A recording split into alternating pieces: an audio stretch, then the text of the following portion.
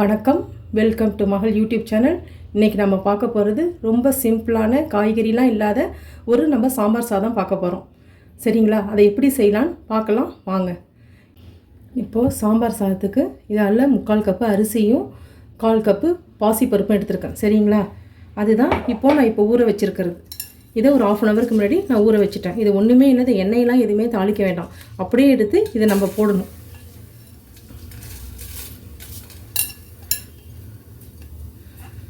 ரொம்ப சிம்பிளானது தான், ஈஸியாக செஞ்சிடலாம். வீட்டில் காய்கறிலாம் எதுவும் இல்லாத நேரத்தில் இதை பசங்களுக்கு குயிக்காக செஞ்சு கொடுத்துடலாம்.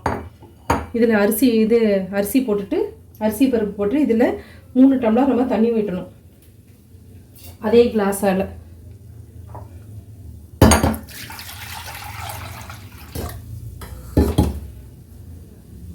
நம்ம இப்போ எதையுமே தாளிக்க போகிறதில்ல. அதனால் நம்ம 3 டம்ளர் தண்ணி விடுறோம்.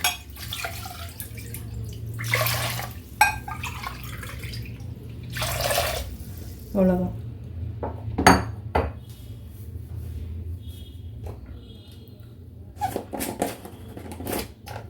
இதில் மஞ்சத்தூள் கொஞ்சம், பெருங்காயத்தூள்,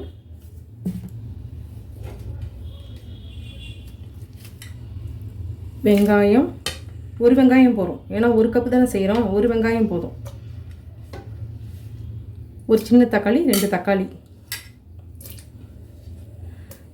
காரத்துக்கு பச்சை மிளகா, ஒரு 4 பூண்டு பல். சரிங்களா? அவ்வளோதான். தேவைக்கேற்ப உப்பு. அவ்வளோதான். இதை நல்லா இப்போ நம்ம கொதிக்க விடணும். இது நல்லா ஒரு 4-5 விசில் வர வரைக்கும் கொஞ்சம் வெயிட் பண்ணிவிட்டு அதுக்கப்புறம் நம்ம எப்படி இருக்குன்னு பார்க்கலாம். இப்போ நல்லா கொதிக்குது பாருங்கள். இப்போ நல்லா கொதிக்குதா? இந்த நேரத்தில் நம்ம லிட் போட்டுடலாம்.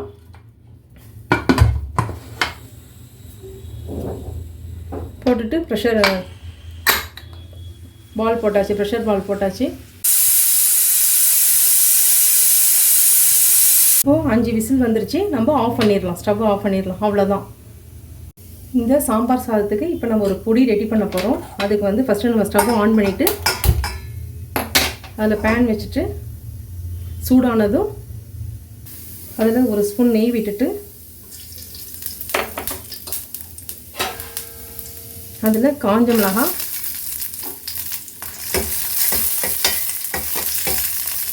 ஒரு 3/4 கப்பு தனியா நல்லா வறுபட்டதும் ஸ்மெல்லு வரணும். அது வரைக்கும் இங்கே நல்லா வறுக்கணும். பொடிக்கலாமே நம்ம நல்லா வறுத்தாதான் அந்த ஸ்மெல்லு நல்லாயிருக்கும். அதனால நல்லா மிதமான தீயில் வச்சுட்டு நல்லா இதை வறுக்கணும். அதில் வறுத்துட்டு அடுத்தது கடலைப்பருப்பு போட்டுக்கிறோம்.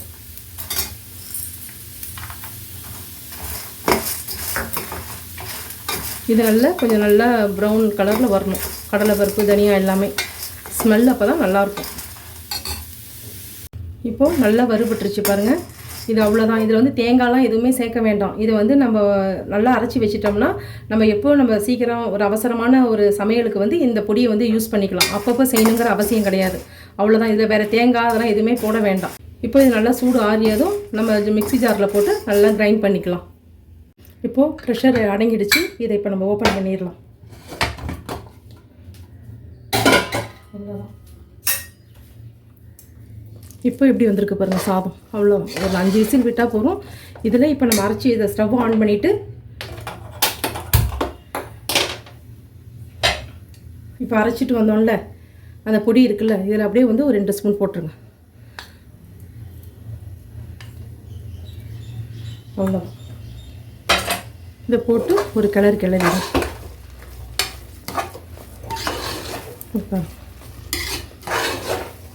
அதான் இதில் நீங்கள் நெய் விட்டுங்க. நம்ம தாளிக்கும் போது நெய் போட வேணாம். இப்போயே நீங்கள் நெய் போட்டுக்கோங்க.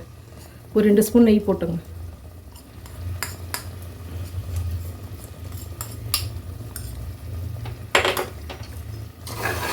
அவ்வளோதான். போட்டுட்டு ஒரு 2 கிளறிடுங்க. உப்புலாம் கரெக்டாக இருக்கான்னு பார்த்துங்க. இப்போது கிளறி ஒரு 5 மினிட்ஸ் கிளறி விட்டுட்டு ஸ்டவ் ஆஃப் பண்ணிவிடுங்க. அவ்வளோதான். இதில் நம்ம இப்போ தாளித்து கொட்ட போகிறோம். அதுக்கு ஒரு பேன் வச்சுட்டு ஸ்டவ் ஆன் பண்ணிவிட்டு 2 ஸ்பூன் எண்ணெய் விட்டு எண்ணெய் காஞ்சதும் மிளகாய் போட்டுட்டு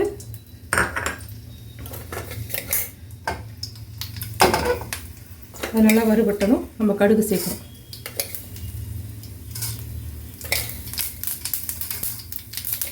கடுகு ஒரு 2 வெந்தயம்,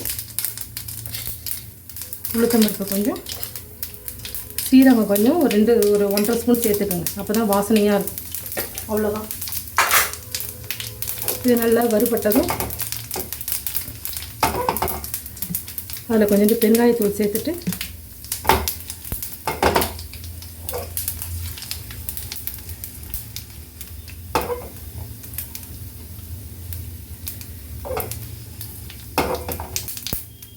பண்ணியாச்சு, பொரிச்சாச்சு. இதில் கடலைப்பருப்பு கருவேப்பிலை சேர்த்து இதில் அப்படியே நம்ம கொட்டிட வேண்டிய இடம். அவ்வளோதான்.